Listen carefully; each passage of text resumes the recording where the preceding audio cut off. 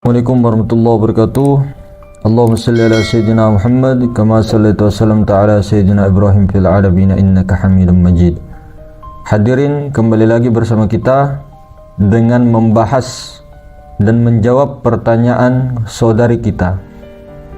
Beliau bertanya, "Mas, saya itu masih bingung dengan istilah apa perbedaan hakikat Muhammad dengan Nur Muhammad. Kemudian, di mana kedudukannya pada diri?" Baik, ini pertanyaan yang luar biasa, cakep. Artinya sebenarnya hakikat Muhammad dengan Nur Muhammad ini memang pada martabat itu lain, berbeda dia. Maka kita akan jawab di sini istilah-istilah daripada hakikat Muhammad, hakikat insan, hakikat Allah, Nur Muhammad, Muhammad awal, Muhammad akhir, Muhammad zohir, Muhammad batin, dan sebagainya. Ini cuma istilah yang mendekatkan paham, dan istilah-istilah di kalangan para sufi itu semuanya berbeda-beda. Setiap metode, setiap tarekat, setiap mursyid, setiap guru-guru mensyarahkannya itu pun berbeda-beda. Nah, jadi kita kembali lagi di sini dengan mudah. Nah, artinya begini, pemahaman-pemahaman yang kita dapat melalui ilmu itu sebenarnya tidak menjadi kita harus memaksakan diri untuk memahaminya. Kalau Allah sudah buka futuhatul asroriyah, maka Allah akan pahamkan dia. Allah akan pahamkan kita semua dengan futuhatul asroriyahnya. Namun kalau belum, yang penting dapat intinya daripada ilmu itu, lalu tahu apa solusinya, pengamalannya, syuhudnya bagaimana. Kalau sudah ditahu pengamalan syuhudnya tersebut, maka jalankan saja itu, mesrakan, maka akan diberikan futuhatul asroriyah oleh Allah Subhanahu wa taala. Nah, jadi perbedaan hakikat Muhammad dengan Nur Muhammad. Kita langsung saja pada umumnya, langsung ke Allah. Ya. Ahadiyah, wahdah, wahidiyah, malakut atau arwah. Misal ajsam, insan, kita singkat. Nah, jadi yang dimaksud hakikat Muhammad itu yang ini, hakikatul Muhammadiyah. Hakikatul Muhammadiyah. Hakikatul Muhammadiyah ini artinya sebenar-benarnya Nur Muhammad. Sebenar-benarnya Nur Muhammad. Nah, hakikatul Muhammadiyah ini banyak namanya. Ta'yin awal, kenyataan pertama, dinamai juga ini a'yan sabitah. Nah, jadi banyak sekali namanya hakikatul Muhammadiyah, dan ini termasuk martabat ketuhanan. Martabat ketuhanan.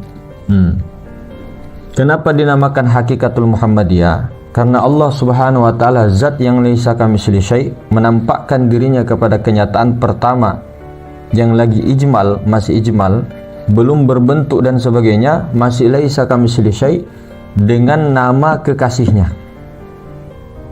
Dengan nama kekasihnya. Namun ini hanya nama hakikatul Muhammadiyah, bukan Nabi Muhammad. Namun dari ruh inilah, dari entitas inilah, nanti baginda Nabi besar Muhammad SAW menjadi makhluk pertama di martabat arwah. Nah, inilah, dari sinilah ruhani beliau. Dari sinilah hakikatul Muhammadiyah itu. Nah, maka dikatakan ana min nurillah wal mu'minuna minni. Yang mengatakan ana di sini nih, yang Nur Muhammad itu pada diri Nabi Muhammad SAW. Nah, memang betul-betul daripada Nurullah, daripada hakikat Muhammad itu baginda Nabi. Kemudian wal mu'minuna minni, dari martabat arwah ini muncullah ruh-ruh para nabi, para mukmin, para semua manusia tanpa terkecuali, hewan-hewan, api, angin, air, tanah, semua di martabat Nur Muhammad. Nah, ini martabat ketuhanan. martabat qadim. Ini martabat hudus, baharu. Jadi kalau mengatakan Nur Muhammad itu baharu. Kalau mengatakan hakikat Muhammad, nah itu qadim. Namun hakikat Muhammad qadimnya bukan qadim azali. Qadim azali itu hanya zat yang laisa. Hanya Allah Subhanahu wa taala. Nah, dan kita tidak mengatakan bahwa hakikat Muhammad ini adalah sifatnya Nabi Muhammad. Nah, disinilah banyak orang gugur, dikira menyembah Nabi Muhammad sallallahu alaihi wasallam. Perlu dipahami, sifat makhluk itu sifat makhluk itu tidak ada sifat sama sekali, ma'dum. Jadi ini tetap sifatnya Allah. Jadi dari zat Allah mentajallikan ta'yin awal itu sifat. Di sini martabatnya ada sudah sifat, zat sifat. Kemudian martabat wahidiyah masih qadim, masih martabat ketuhanan, zat sifat asma. Dari martabat wahidiyah inilah ta'yin sani namanya, masih a'yan sabitah. Kalau yang a'yan kharijiyah ini martabat keempat, mulai sudah a'yan kharijiyah. Nah, dikeluarkan sudah. Jadi ibarat biji itu sudah keluar dia menjadi batang pohon dan sebagainya. Namun waktu pada hakikat Muhammad masih di dalam biji. Maka tamsilannya itu hakikatul Muhammadiyah itu seperti kosong isi. Kalau Allah ahadiyah, Allah kosong sekosong-kosongnya, bukan kosong tapi ada seada-adanya, zat.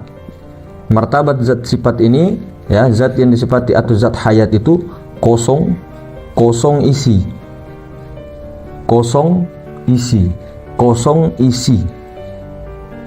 Nah, jadi kosong itu zatnya, isinya itu adalah hembusan itu, hakikatul Muhammadiyah. Nah, di dalamnya hakikatul Muhammadiyah itulah ada Nur Muhammad, ada alam semesta di situ. Jadi dipahami betul-betul. Adakah dalilnya nih Mas? Sebenarnya kalau kita berbicara dalil banyak sekali.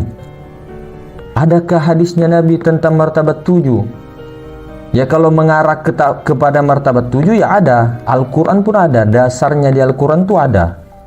Tapi kalau yang karang ini bukan baginda Nabi. Namanya ini kan metode-metode para sufi, para ulama-ulama kita, untuk mengumpamakan, mempermisalkan supaya para salik itu lebih tepat dan cepat untuk menuju kepada Allah. Nah, tapi kalau dasarnya ada nggak Mas? Dalilnya di Al-Quran ada. Mana Mas? Coba disebutkan. Al-Hadid ayat 3, coba dikaji betul-betul itu. Huwal awwalu huwal akhiru huwaz zahiru huwal batinu. Itu semua martabat 7. Tergantung daripada para sufi, para guru-guru. Yang mana huwal awal jelas zat ahadiyah. Huwal akhir macam-macam di situ penafsiran. Ada yang mengatakan huwal akhir itu insan. Nah, huwaz zahir huwal batin. Ada yang mengatakan begini. Yang penting ini adalah huwal awwalu huwal akhiru huwaz zahiru huwal batin. 7 martabat ini. Ada lagi enggak? Tambah Mas, saya belum percaya ini. Di dalam surah Al-Hasyr itu ayat 22. Wallahul ladzi la ilaha illahu alimul ghaibi wasyahadah. Yang mana alimul ghaibi itu gaib, syahadah. Gaib ini bukan hantu, bukan itu yang dimaksud. Makanya dikatakan alam ahadiyah itu ghaibul ghuyub. Kemudian masih gaib, masih gaib. Gaib itu maksudnya belum berupa kharijiyah. Wallahul ladzi alimul ghaibi wasyahadah. Nah, makanya alam insan pun ini, martabat insan kami ini dikatakan alam syahadah, alam penyaksian. Nah, itu dalilnya surah Al-Hasyr ayat 22. Coba kalau mau.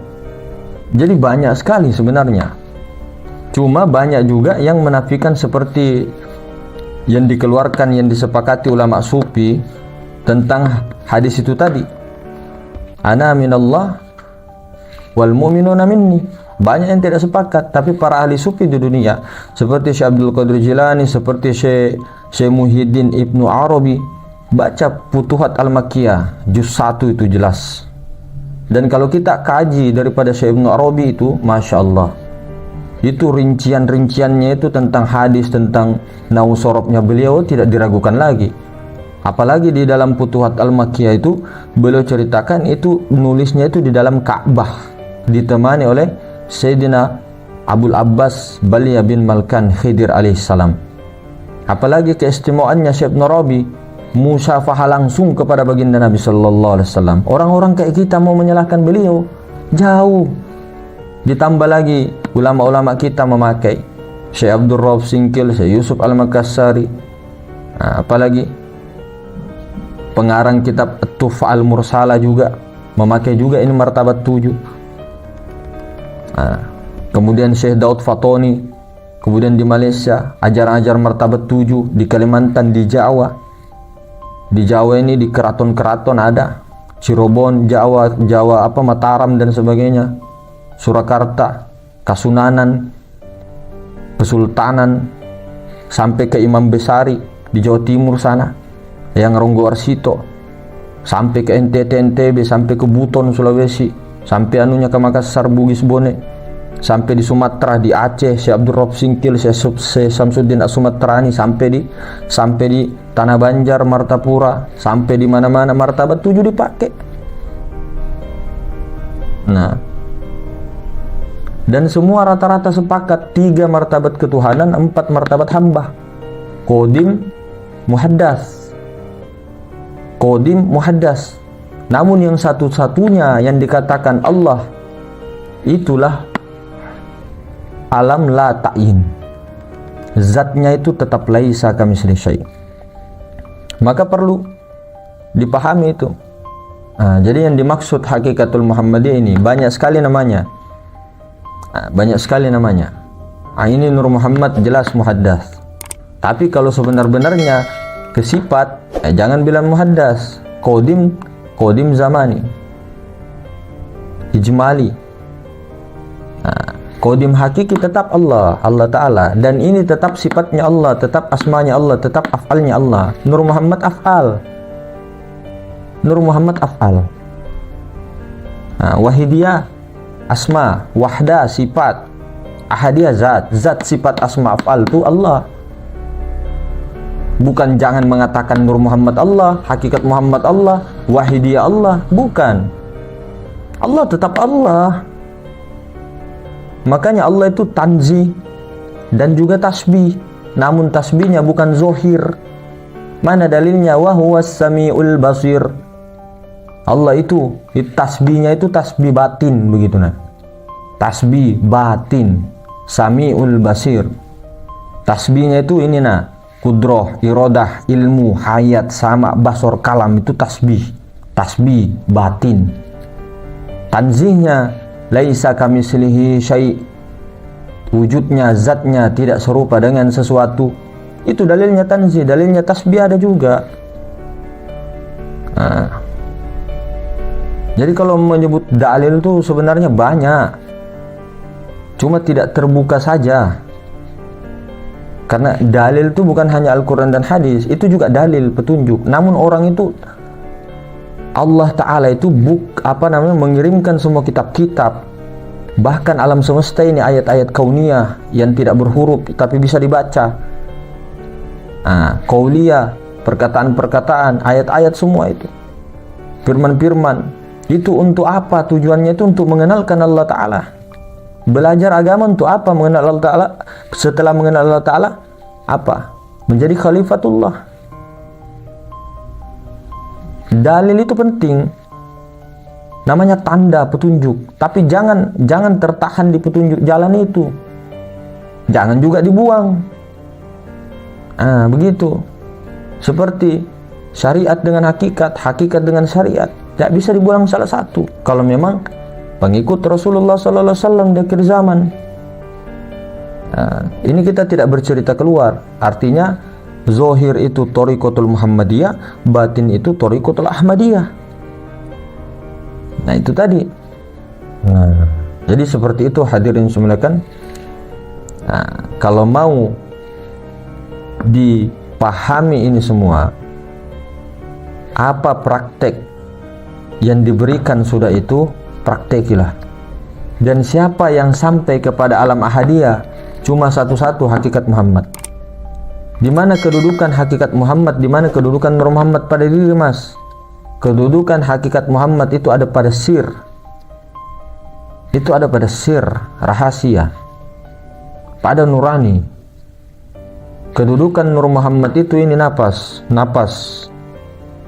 Itu masuk rasa. Tapi kalau sir itu sejatining rasa, rahasia. Sejatinya rasa sejati. Kalau rasa itu Nur Muhammad tidak ada dia. Kenyataan Nur Muhammad mana mas? Ini jasad kenyataan Nur Muhammad. Kalau Nur Muhammad ini napas, naik turun. Nur Muhammad ini kan kenyataan hakikat Muhammad. Kenyataannya Ahmad. Namun Ahmad tetap Ahmad. Nah, itulah unsur itulah yang di diri itu, ya. Hakikat Muhammad itulah yang sampai kepada Allah. Itulah makanya kenapa malaikat Jibril terbakar. Malaikat Jibril itu sampainya cuma sini, malakut, alam arwah, tidak bisa lagi naik. Iblis, jin, malaikat, apapun hanya sampai martabat arwah. Hanya sampai sini. Makanya itulah kenapa hanya manusia, hanya para nabi seperti Nabi Muhammad SAW dan nabi-nabi lainnya yang bisa sampai kepada Allah. Kenapa? Karena menggunakan cahaya Allah itu sendiri, hakikat Muhammad. Hakikat Muhammad yang dipakai untuk kepada alam ahadiyah. Akal di sini semua berhentinya. Akal itu makhluk. Lauh mahfud makhluk. Apalagi surga neraka makhluk, di sini semua batasnya. Nah, jadi yang sampai kepada hadrah ilahiyah zatul mutlak itu laisa kamitslihi syai', itu hanya hakikat Muhammad. Meskipun di sini juga sangat nyata zatnya yang laisa kamitslihi syai' itu. Namun ketika kita hanya menggunakan napas, Nur Muhammad, rasa jiwa kita, atau kita yang langsung, pikiran kita yang langsung kepada Maha Ruang ini, Maha Suci, tidak sampai kepada Maha Suci. Karena yang sampai kepada Maha Suci itu hanya diri yang suci, hembusan ilahi, hakikat Muhammad pada nurani. Itu yang sampai. Kalau kita di sini terputar di sini banyak alam, Pak. Misal ajasam, insan. Pernah dengar alam nasut, alam apa namanya? Alam mulki, alam arwah. Ini berlapis-lapis. Biar alam semesta itu diliputi oleh Allah Subhanahu wa taala, namun yang tembus itu siapa? Kenapa malaikat tidak bisa tembus? Karena malaikat ini juga di dalamnya Allah. Iblis juga di dalamnya Allah. Kenapa tidak bisa tembus malaikat? Kenapa terbakar? Karena tidak ada Ruh Kudus, tidak ada hakikat Muhammad pada dirinya. Jin, iblis, malaikat, hanya manusia yang ada hakikat Muhammad. Al-insanu sirri wa ana sirruh. Nah, jadi mungkin begitu hadirin semuanya. Lebih dan kurangnya, Assalamualaikum warahmatullahi wabarakatuh.